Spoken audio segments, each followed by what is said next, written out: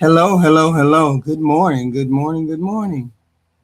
Oh, welcome back to the channel. You guys see the moniker this morning? My phone, hold on.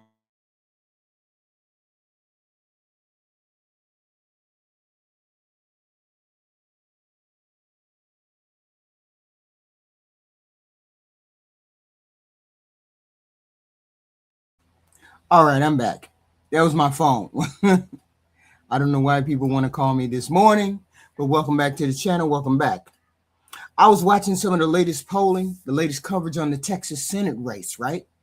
And one of the things stood out to me was the newest polling averages that have Talarico narrowly ahead of Ken Paxton. But almost every survey is still within the margin of error. Every survey. And in other words, there's no clear leader yet in the Texas Senate race. And the race is competitive, and that's an important thing. So let me play this video. And so you see Talarico at 45.5%. You have Paxton at 44.5%. Now they've taken the last four polls here and they averaged it. That's where you're getting that number from. Okay, so we're going to take a look at the latest poll. This was Texas Pulse poll, and this was posted on 6/9/2026. You have a sample size of 807 likely voters. You have the margin of error plus or minus 4%. You have Talarico at 47%. You have Paxton at 44%. And then you have other at 9%. Now, when you're looking at this, you see Talarico at 47, Paxton at 49. This is within that margin of error because the margin of error is plus or minus 4%. Okay, so there is no... So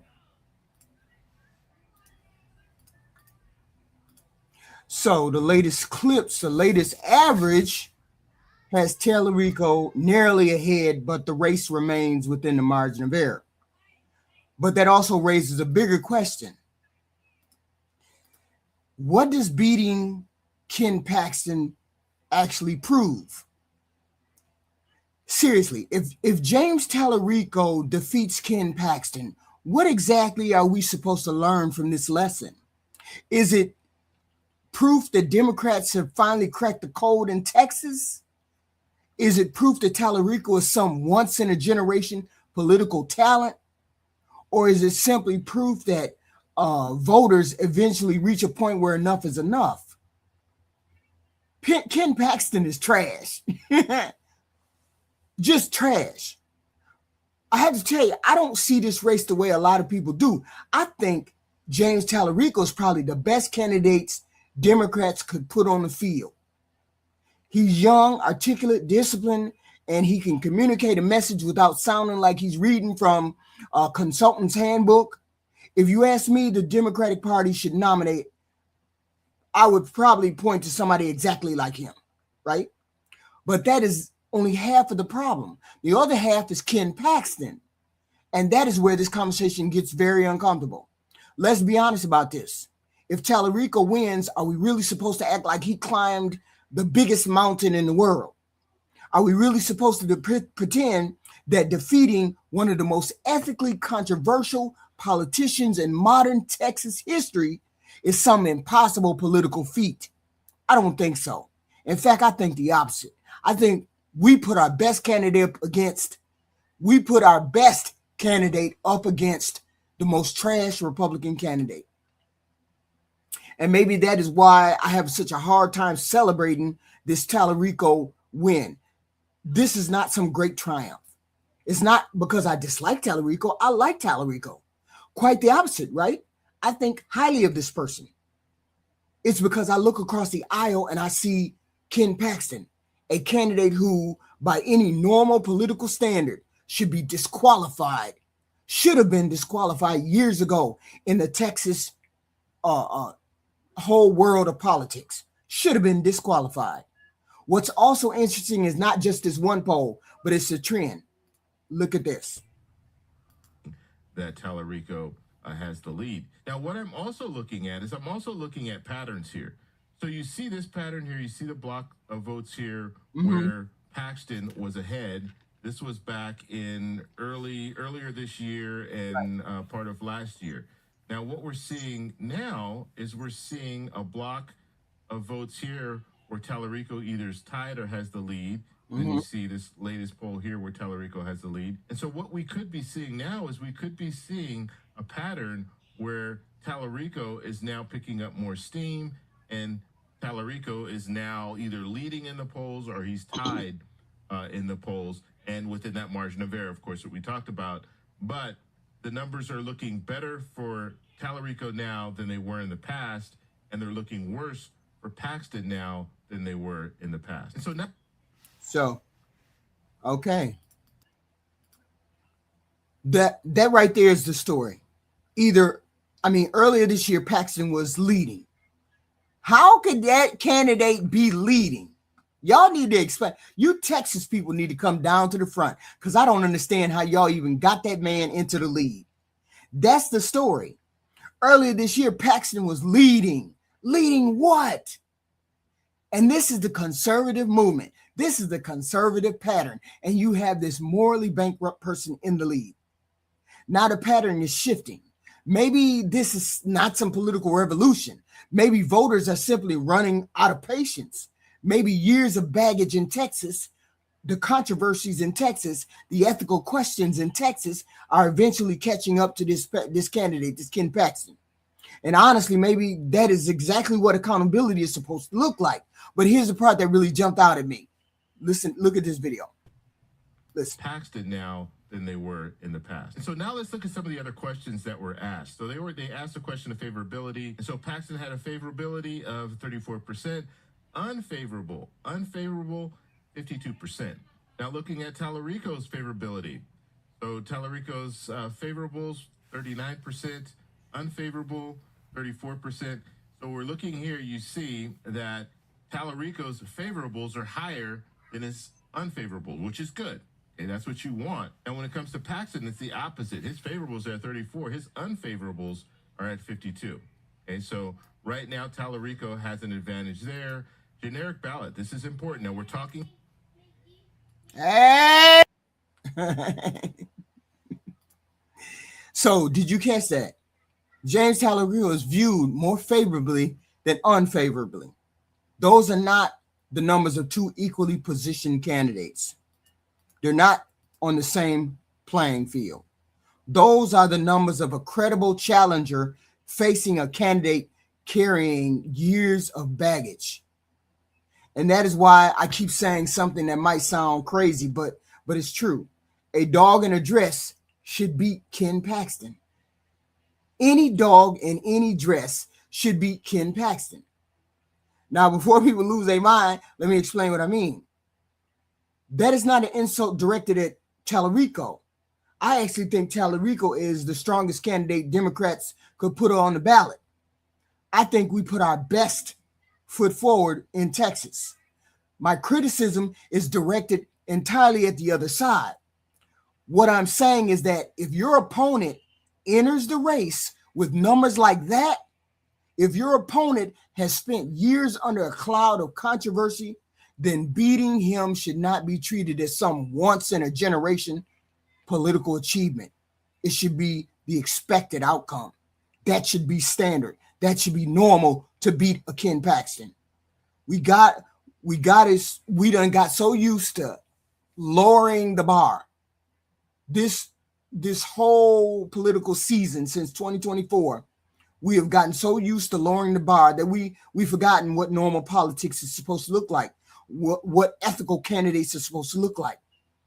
I don't care if you're a Republican or Democrat, Independent, or somebody who never even votes. There used to be a baseline expected for public office. There used to be a point where scandal and ethical questions and repeated controversies actually mattered. There used to be a point where parties would quietly say, we can do better than this, and they would run that candidate out of town. Somewhere along the way, we stopped doing that. And that's the real story here. The real story is not the Democrats found a good candidate. That's not it. The story is that the Republicans have convinced themselves that none of that matters anymore. It matters very much. And we're going to prove it in Texas. Now, this is another part of the transcript that I agree with. Here, listen to this clip. The next question here, the cost of living is an important 98%, very important 86%. Okay, and we know, we talked about this, when it comes to the economy, people are struggling. And this is why Democrats need to make this election about affordability. That's all they should be talking about. You don't need to talk about scandals. You don't need to talk about all the other things that are going on in Texas. What you need to be talking about is affordability. Talarico needs to be out there every day talking about, look, the cost of these items are way too expensive. Gas prices, the war in Iran, all this stuff is causing us to have to pay more. And what I'm seeing Talarico do is he's tying in corruption with the reason why you have to pay more. That could be a good strategy, but you have to focus on the fact that people are paying more because. Yes. So I think that's exactly right. Texans already know who Ken Paxton is. You don't need to say no more about Ken Paxton. Ken Paxton is the worst candidate. That's a trash candidate. And Texas should be ashamed of the fact that they voted for that candidate. Okay? They know his baggage. They know about the controversies. Running a campaign that simply says Ken Paxton is a flawed candidate is not enough. It's not good enough. We already know what he's about. Voters want to know what you're going to do about the price of groceries. They want to know what you're going to do about housing costs, insurance, healthcare, gas prices.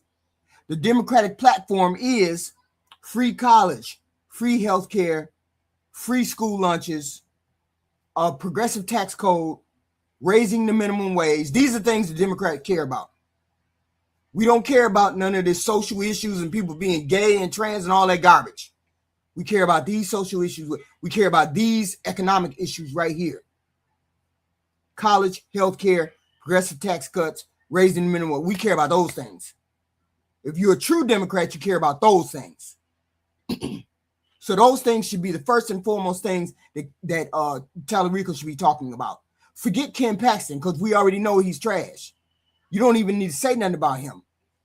Every once in a while, let all the other people that do ads about Ken Paxton talk about his character. Talarico should be focused on what he can do for the American people, what he can do for the Texan people. Okay? They want to know whether their lives get better and easier if they vote for you.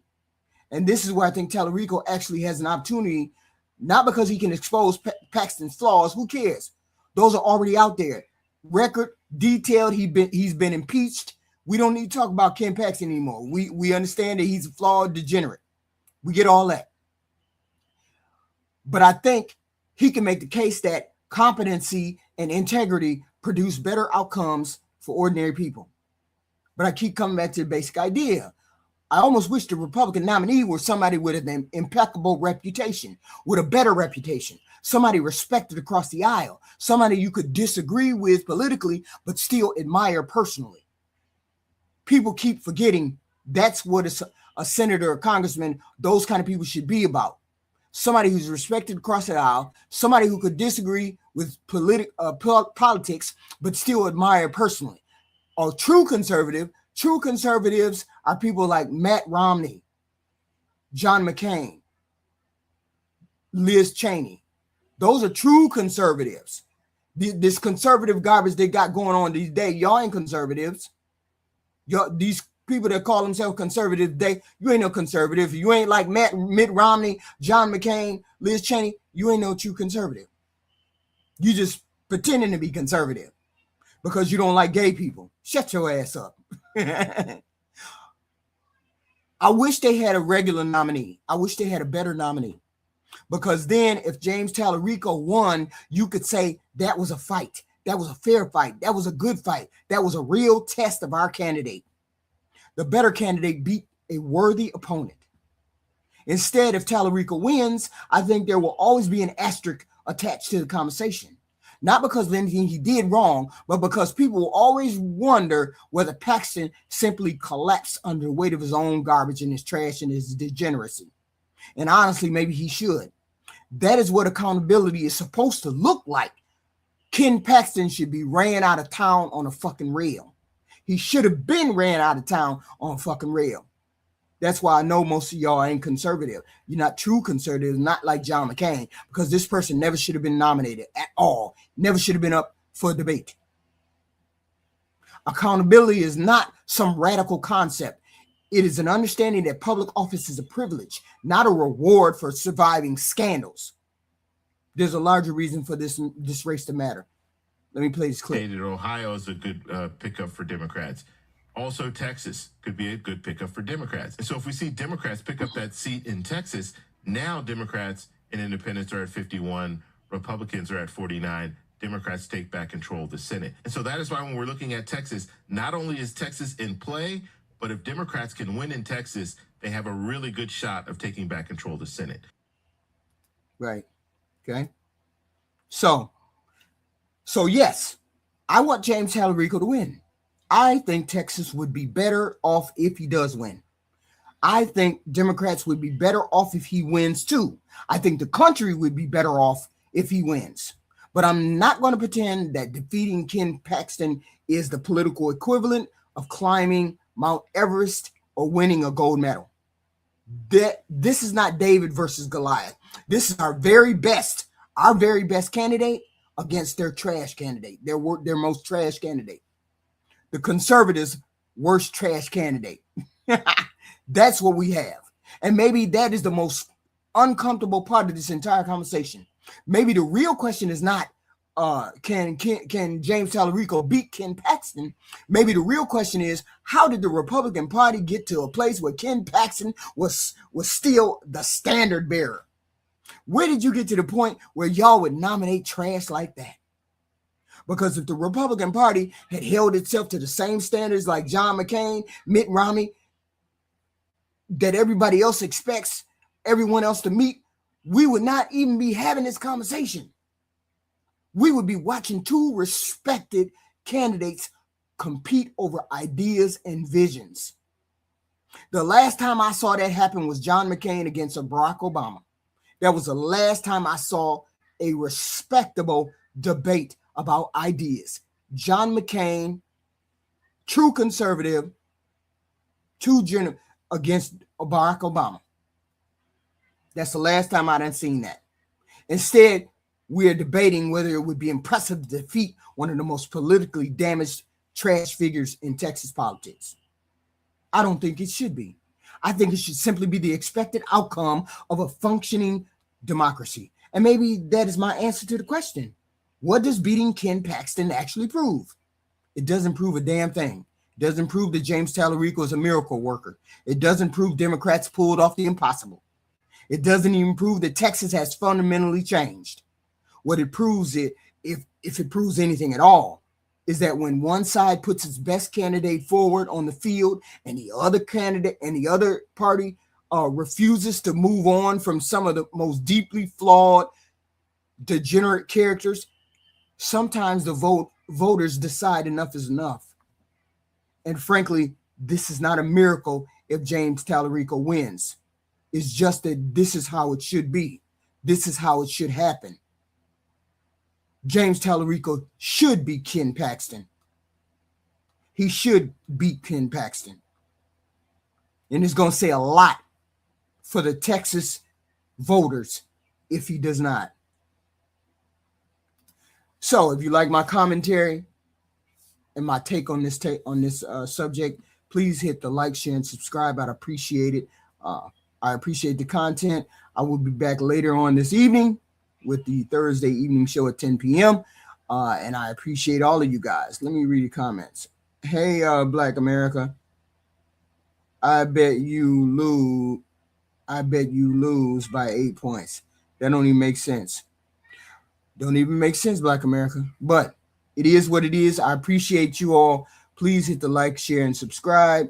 And I will be back later on this evening. Thank you.